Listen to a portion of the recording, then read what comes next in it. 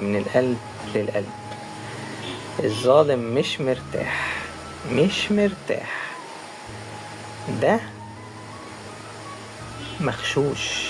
مغشوش، غاشش نفسه انه مرتاح. لان ربنا قال ايه؟ ربنا قال ايه يا جماعة؟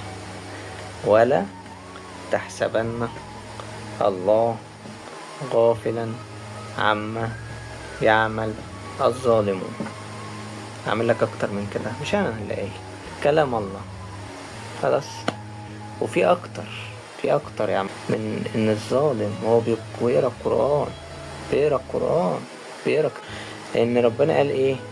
ألا لعنة الله على الظالمين.